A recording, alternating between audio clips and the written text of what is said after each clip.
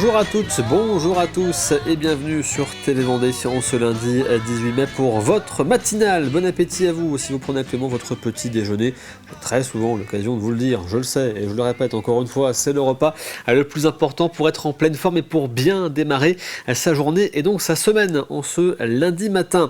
Vous pourrez comme tous les matins réagir à l'actu du jour si vous le souhaitez avec le WhatsApp officiel de la matinale. Nous parlerons très largement de sport, notamment de football ce matin.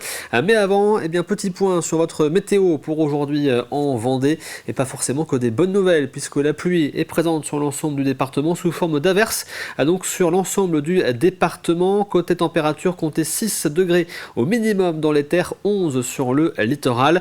Dans l'après-midi, les conditions vont rester très similaires à celles de ce matin. Les températures se feront légèrement plus douces avec 15 degrés attendus dans les terres, 16 degrés sur le littoral vendéen. Et en parlant du littoral, justement, on va regarder maintenant les horaires des marées. Le coefficient aujourd'hui sera de 99 à 97 sur l'ensemble du littoral vendéen. Concernant donc les horaires, on commence du côté de la Tranche-sur-Mer. La première basse mer était cette nuit à minuit 18. La prochaine sera donc à midi 36. La première pleine mer était ce matin à 6h30. La suivante sera donc à 18h46. On prend maintenant la direction du passage du Gois et du nord-ouest de la Vendée. Première basse mer cette nuit à minuit 35. La prochaine sera donc à midi 52. Première pleine mer ce matin à 6h. La prochaine sera donc à 18h10. Le soleil, lui, s'est levé bien sûr ce matin à 6h27. Il se couchera ce soir à 21h37. Et nous fêtons aujourd'hui les Eric. Bonne fête donc à tous. Et il est temps de faire ensemble un point sur l'actu du jour. Voici le journal.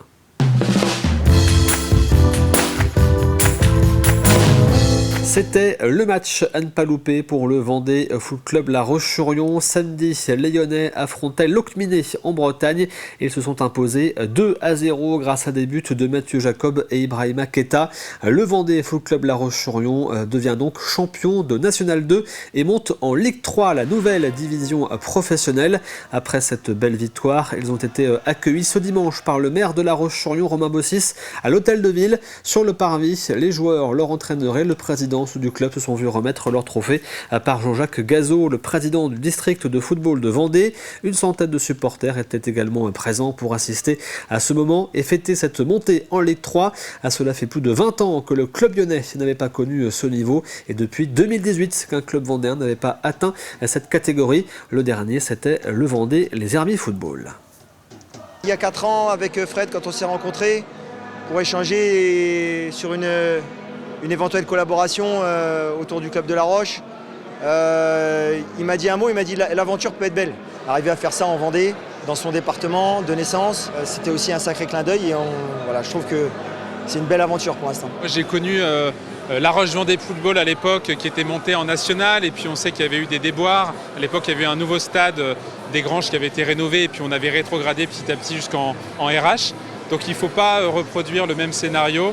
Il faut aussi stabiliser et maintenir cette position en Ligue 3. On sait qu'aujourd'hui, il y a un vrai projet de club qui planifie à moyen et long terme. Et la ville sera au rendez-vous pour accompagner le club et les partenaires dans cette ambition. Et nous reviendrons sur ce match face à Locminé dans le journal des sports ce matin. Un autre club vendéen a également marqué le week-end, c'est le Poiré-sur-Vie. Les Genoux se sont imposés 2-0 samedi à domicile face à la réserve de Châteauroux, s'assurant ainsi une montée en nationale. Ce dimanche 17 mai, c'était la journée internationale contre l'homophobie et la transphobie. Dans ce cadre, une manifestation de soutien se tenait à l'Héroux, un acte important de solidarité à l'égard d'un couple habitant la commune et qui depuis 2024 subit des menaces et des insultes homophobes émanant d'un ou plusieurs auteurs anonymes. Des actes qui révoltent la municipalité de l'Héroux qui a souhaité donc organiser ce rassemblement. De nombreux habitants de la commune étaient présents à la fois pour apporter leur soutien à ce couple, mais aussi pour faire part de leur indignation face à ces actes. Dans cette affaire, une enquête est en cours, d'abord classée sans suite en septembre 2025. Elle a été rouverte dès le mois d'octobre suite à la reprise des menaces et insultes. C'est une journée importante puisque ça fait quand même 1 an et demi, plus d'1 an et demi qu'on est victime d'actes homophobes et c'est la première fois donc qu'il se passe quelque chose sur les roues alors qu'on réclame des actions depuis le début et donc voilà, alors on y croit. On apprécie justement de voir qu'on a des personnes autour de nous autres que la famille, les amis, éventuellement les collègues aussi, qui pourront être présents, mais avoir d'autres personnes, surtout de la commune, ça prouve aussi que les gens sont conscients du problème et puis sont là pour nous soutenir. Et on veut que cet événement résonne au-delà de la commune de L'Héroux, à l'échelle régionale et même nationale sur cette journée du 17 mai. Voilà, une petite commune de 600 habitants, mais qui décide que ça ne doit pas être accepté, qu'il faut se battre contre ces actes, contre ces propos, qui malheureusement ne se retournent pas que autour des actes du corbeau. On le voit malheureusement autour des réseaux sociaux que c'est encore présent l'homophobie chez beaucoup de personnes et donc il faut le combattre. Et L'Héroux est aux côtés des victimes qui sont touchées par l'homophobie et tous les types de discrimination. Un incendie s'est produit au château de Bois-Renard à Saint-Avouggour-des-Landes samedi. Les sapeurs-pompiers ont été alertés peu avant 21h30 pour ce qui était un violent feu de cheminée. Les flammes se sont propagées au plancher du premier étage avec un fort dégagement de fumée. 23 sapeurs-pompiers ont été mobilisés à l'aide de 3 lances. Ils ont pu fixer l'incendie et préserver le corps du logis principal et ses dépendances. Il n'y a eu aucun blessé. Depuis le début du mois de mai, le territoire de la communauté de communes Vie-et-Boulogne est le théâtre d'une vague de cambriolages. Plus d'une trentaine de maisons ont déjà été visitées. Des vols commis en pleine journée, parfois dans des secteurs pourtant très fréquentés, ce qui n'empêche pas les cambrioleurs d'agir. Avec les nombreux week-ends prolongés du mois de mai, 1er mai, 8 mai, Ascension et bientôt le lundi de Pentecôte, les absences de domicile se multiplient, offrant davantage d'opportunités aux voleurs. Bijoux, argent liquide et objets de valeur restent les principales cible de ces cambriolages rapides et discrets. Pour limiter les risques, les forces de l'ordre rappellent qu'il est possible de s'inscrire à l'opération Tranquillité Vacances afin de signaler une absence prolongée, mais aussi de télécharger l'application Ma Sécurité pour suivre les alertes et l'actualité près de chez soi. Sur demande de l'usager, donc il vient en gendarmerie ou il passe par l'application Ma Sécurité. Donc il signale à la gendarmerie un départ pour quelques jours ou quelques semaines. Donc on rentre ces données, la localisation, et à partir de là, nous on a une petite application sur notre terminal professionnel Néogende qui nous permet, avec des petits points surbrillants sur la carte, les zones à vérifier, les zones à prévenir, les zones à surveiller, pour garantir la sécurité des biens des personnes. Je leur conseille déjà de contacter leur gendarmerie locale, donc le Poiret-sur-Vie ou Paluau, pour faire un signalement opération Tranquillité Vacances. Donc comme ça, on peut surveiller leur maison au gré de nos patrouilles. Donc c'est régulièrement qu'on le fait. Et je leur conseille également de fermer tous leurs volets, leurs fenêtres, leurs portes, de vérifier leur maison avant de partir. Ce week-end, La Roche-sur-Yon accueillait le festival We Are Tech au parc des expositions des Oudéry durant 3 jours. Un festival dédié à la robotique et dans ce cadre se tenait la Coupe de France de robotique, un événement majeur en Europe, un événement qui fait la promotion de l'innovation et des métiers techniques. 215 équipes sont donc affrontées dans 3 catégories. La catégorie jeunes de 5 à 18 ans, la catégorie étudiants venant d'écoles d'ingénieurs et des filières technologiques et la catégorie senior. Une compétition particulièrement suivi par les industriels du secteur qui y repèrent souvent de futurs talents et qui attirent également les curieux. Plus de 2000 visiteurs étaient présents. Louise Yadugé a pu se glisser dans les coulisses et suivre l'une des équipes de sa préparation à son passage sur scène. Le chrono est lancé pour Florian. Il a quelques minutes pour remplir sa mission d'ange gardien. On peut y aller ? Oui. C'est parti. Nous, les anges, le but, c'est d'aller chercher les équipes pour qu'elles puissent aller effectuer leur match. Donc là, on a déjà récupéré la première équipe tout à l'heure. Ici, on récupère la seconde équipe. Et on va ensemble aller jusqu'à l'arrière-scène dans laquelle les équipes vont pouvoir faire les derniers préparatifs préalables au match. 215 équipes passent sur scène en 3 jours de compétition. Alors une bonne organisation est plus qu'indispensable. Ça nous permet aussi, à la gestion côté Ange, de pouvoir garder la fluidité des matchs sur scène, ce qui fait que l'arrière-scène va nous servir à pouvoir mettre les équipes en attente. Donc si on a des équipes qui sont pas prêtes, qui sont prêtes, on gère comme ça, de sorte à ce que le flux puisse se dérouler le mieux possible côté scène. Pierre vient de Paris, il est venu ici avec son équipe pour se challenger et pour avoir plus de connaissances en ingénierie et en informatique. On peut rencontrer des gens et tout le monde est ouvert à la discussion ici. À chaque fois que je suis venu à une table, à chaque fois qu'on se prépare, on parle avec les gens, on leur dit qu'est-ce qui marche, qu'est-ce qui ne marche pas. Souvent ils disent rien, des fois ils disent tout, on essaie de refaire 100 points, tout ça, c'est super cool à voir quoi. C'est le moment de passer sur scène. Le robot de l'équipe de Pierre affronte celui de ses concurrents sur cette aire de jeu. Le but étant de marquer un maximum de points. Le problème c'est que souvent quand on teste des choses, ça marche super bien. Et là une petite dérivation, le robot qui se tape contre quelque chose et ça fait pas ce qu'on veut. Du coup on a dû refaire le match, mais en vrai ça s'est assez bien passé, on a fait plus que les 2 premières fois. Le but c'est de faire mieux la prochaine fois encore. Normalement on va rajouter des PAMI, tout ça, on essaie d'améliorer petit à petit quoi. Ça apprend à travailler en équipe. Vraiment c'est quelque chose que j'avais jamais fait quand on fait des projets à la fac, c'est quelque chose de très entouré. Là c'est vraiment on est lâché, il faut qu'on apprenne à travailler ensemble. Travailler ensemble pour montrer le fruit de plusieurs mois d'investissement. Le tout sous l'œil de plus de 2000 visiteurs qui ont foulé les allées du Parc Expo des Oudéries ce week-end. Retour maintenant sur un événement bien ancré en Vendée depuis 25 ans et qui avait lieu ce week-end à Chantonnay. Ce sont les fameux 4 jours en Chantonnay, 4 jours de randonnée autour de la ville afin de découvrir au rythme de la marche les paysages vendéens. L'événement attire chaque année plus de 10 000 participants dont une grande partie viennent de l'étranger. Un quart de siècle donc que les bénévoles de l'association des randonnées en 4 jours à Chantonnay s'activent pour les accueillir dans les meilleures conditions possibles et pour tracer et préparer l'ensemble des parcours. Reportage de Lalie Bordron. Comme chaque année depuis 1999, l'association Randonnée 4 jours en Chantonnay-Vendée organise son célèbre week-end de marche. Réunissant 10 000 à 11 000 personnes, dont 300 étrangers chaque édition, pour le président, l'objectif reste toujours le même. C'est vraiment de promouvoir la randonnée, de permettre aux gens de marcher en famille, entre amis ou seuls pour un peu un défi personnel. Et puis de faire découvrir le territoire de Chantonnay, les vallées, tous les parcours, nombreux parcours qu'il y a, de 42, 28, 21, 12 et 8 km.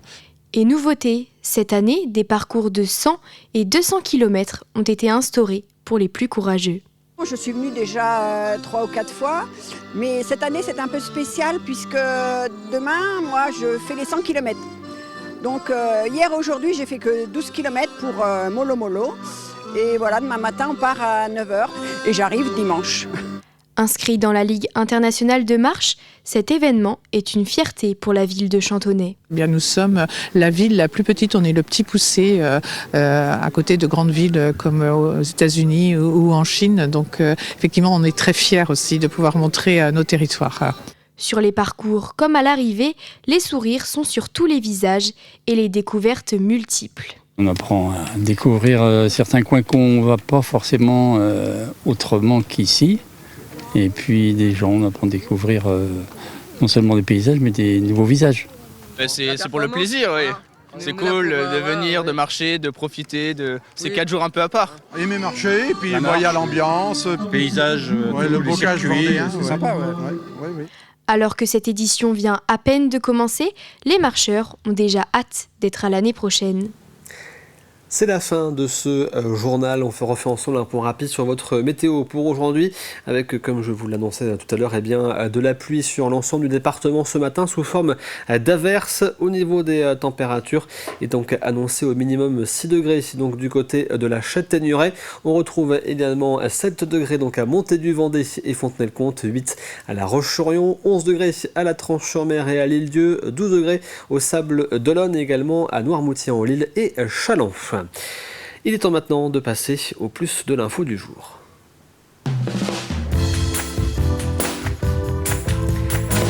Et nous revenons dans ce plus de l'info sur les 24 heures du Mans moto. C'était au mois d'avril dernier. Nous sommes allés à la rencontre de l'équipe vendéenne Team Racing 85 qui a participé à cette édition 2026.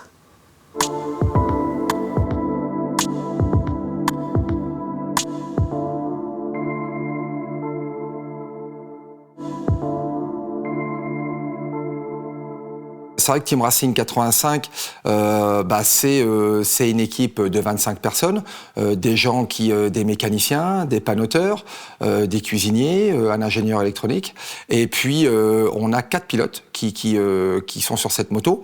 On a donc notre pilote italien Christian Napoli, le bulgare Martin Choi, le toulousain Mathieu Thibault, et puis cette année on a recruté Julien Pilot, qui est 3 fois champion du monde de la catégorie Superstock.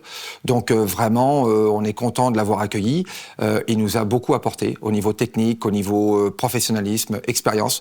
On a mis avec lui des protocoles de travail en place, comme des équipes professionnelles qu'il a connues avant. Donc pour nous, ça nous a beaucoup apporté et on a beaucoup développé avec lui. Eh bien, une semaine de course pour Team Racing 85, à notre niveau à nous, tout est calculé, tout est millimétré. Chaque heure est bien pensée dans le planning. Il y a les moments où la moto va rouler, où là, on va optimiser au maximum ce temps de roulage pour régler les suspensions, la cartographie moteur, pour parler avec les pilotes, avoir des sensations. Vraiment, là, on optimise ce moment pour vraiment développer cette moto et arriver au mieux pour la course avec une moto vraiment fiable, confortable pour les pilotes. Ensuite, il y a des moments où évidemment en off on va préparer les pièces, on va préparer le box, on va optimiser aussi les changements de roues, on va faire des essais, on va aussi faire des briefings, mécaniciens, pilotes, où on va parler de stratégie de course pour que ça se passe au mieux. Et puis au-delà de ça, eh bien, on essaye de profiter aussi de l'événement. C'est les 24 heures du Mans. Les amis sont là, les sponsors sont là, l'équipe est là, la famille nous rejoint souvent le week-end. Donc c'est aussi un moment, au-delà de la compétition, c'est un moment qu'on essaye de partager avec tout le monde, de prendre du plaisir et c'est génial. On s'aperçoit que le plateau s'est professionnalisé et puis ça devient de plus en plus dur pour des équipes amateurs comme nous de se qualifier ou d'accéder aux 24 heures. La bonne nouvelle de cette année, c'était effectivement que pour 60 places disponibles, il y avait pratiquement 70 dossiers qui avaient été déposés. C'est vrai que tout le monde est légitime pour y aller. Et puis nos amis de la Vendée là n'ont pas été Pierrot n'ont pas été pris. Mais c'est sûr que ça devient de plus en plus compliqué pour se qualifier et pour être pris au dossier.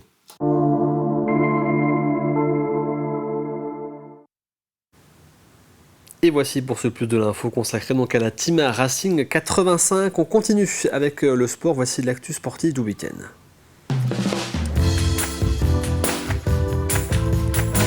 Et le journal des sports ce matin est consacré exclusivement de manière exceptionnelle au football avec 2 montées ce week-end grâce à leur victoire 2 équipes vendéennes, La Roche-sur-Yon et Le Poiret-sur-Vie. La Roche qui monte donc en Ligue 3 et Le Poiret-sur-Vie qui retrouve donc la nationale. Voici donc ce journal des sports qui a été préparé par Paul Deswatines. C'est l'heure de votre journal des sports. On fait le tour des résultats du week-end en Vendée.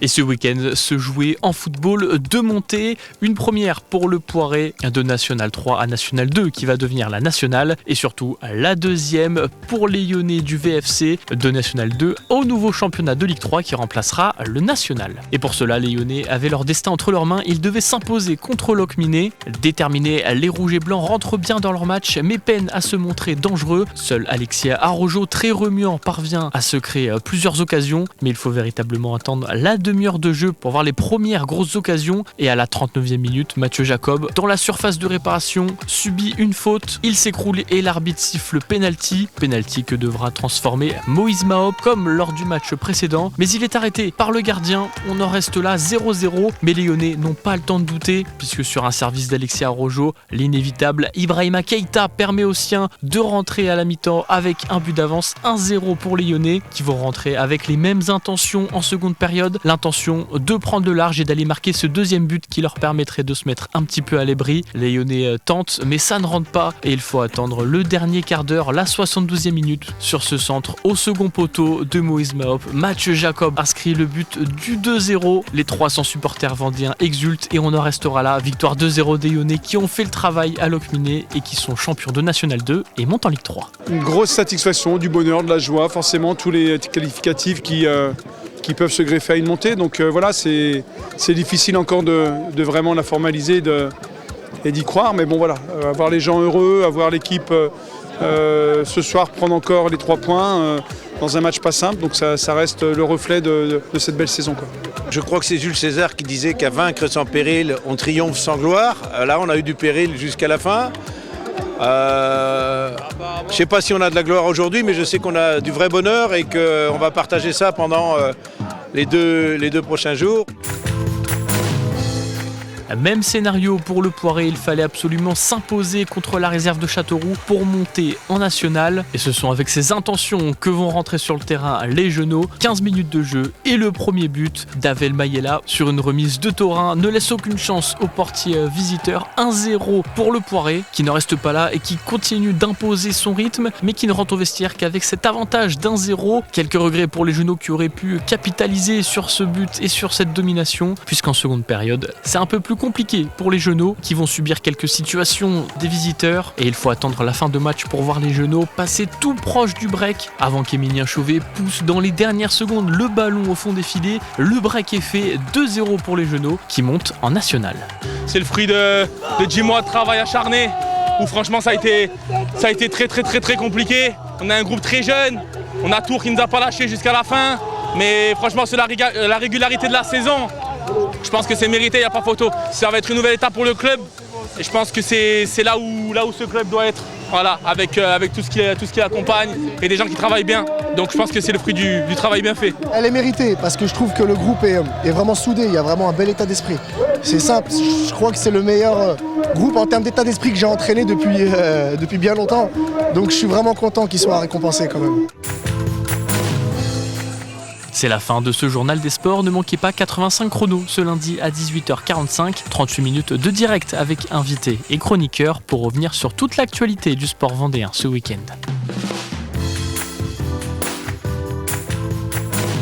Merci Paul Deswatines pour ce journal des sports. Et à noter donc que l'équipe du Vendée Poiré Football sera l'invité ce soir donc de l'émission 85 chronos. Rendez-vous donc à 18h45. Voici maintenant l'extrait du jour. Et l'extrait ce matin, c'est une émission que vous retrouverez demain sur TV Vendée, c'est Trésors cachés. Cette semaine, Marion Blanchet prend la direction de l'île de Noirmoutier pour nous faire découvrir les racines du célèbre bois de la Chaise en compagnie de Nicolas qui est guide sur l'île de Noirmoutier. Nicolas, c'est curieux parce qu'en fait, il nous a donné rendez-vous au Bois de la Chaise, un endroit emblématique du Bois de la Chaise avec cette estacade. Tout à fait. Mais pourquoi ici en contrebas? Eh bien parce que c'est un endroit qui est bien sûr très connu, mais on a des choses quand même que les gens ne savent pas, comme par exemple voilà, cette pierre qui est juste derrière vous, qu'est-ce qu'on appelle une pierre à cupule. En fait, une pierre à cupule, c'est des pierres, comme vous pouvez le voir, qui sont percées, qui sont donc par l'homme, hein, bien sûr. C'est ce qu'on appelle des mégalithes. Hein. C'est une preuve même qu'il y a une vie sur l'île depuis extrêmement longtemps. Au moins 5000 ans. Ouais, parce que là, on le date du néolithique. Ouais. Donc voilà, ça remonte quand même un petit peu. Et donc voilà, c'est ça qui est intéressant. Les gens passent, mais des milliers de personnes passent sur cette estacade et qui viennent au Bois de la Chaise, mais ne savent pas que cette pierre existe, qui prouve que voilà. Et en fait, le Bois de la Chaise, avant même l'essor balnéaire, était déjà fréquenté. Donc là, nous sommes vraiment sur les racines du bois.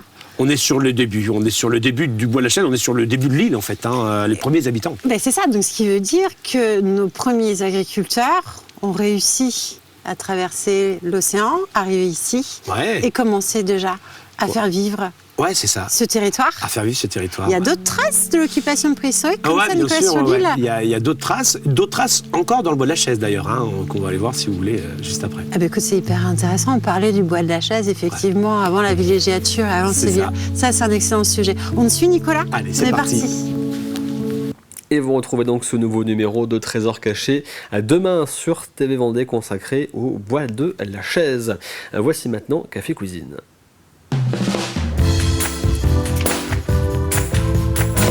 Et avant donc de passer au café cuisine de la semaine, petit retour sur la semaine dernière. Nous cherchions le nom de ce ver marin utilisé par la médecine et qui est élevé à Noirmoutier en Lille. Il fallait donc trouver l'arrêt Nicolas, Marina et bravo à Lise qui réside donc à La Roche-sur-Yon et qui remporte donc le jeu de la semaine dernière avec ce plateau traiteur offert par le restaurant Green sur mesure. À gagner cette semaine également un cadeau offert par le restaurant Green sur mesure avec deux bons repas d'une valeur de 30 € pour pour espérer les remporter, il faut trouver la réponse à la question de la semaine que voici. De quelle région du monde est originaire le Vaha, la célèbre pirogue utilisée lors de la Vendée Vaha? L'édition 2026 de cette course avait lieu d'ailleurs ce week-end au Sable d'Olonne. Premier indice de la semaine, chaque année un petit parfum d'île et d'océan flotte sur donc le littoral vendéen grâce à cette culture. Indice plutôt large, on rentrera dans le détail à partir de demain. Vous avez donc bien sûr jusqu'à vendredi pour tenter votre chance. Rendez-vous donc sur tvvendée.fr, rubrique le jeu de la matinale. C'est la fin de cette édition. Merci à vous de l'avoir suivi. On se retrouve bien sûr demain à partir de 7h pour une nouvelle matinale. L'actu revient à 12h30 avec le journal. Passez une excellente journée devant TV Vendée.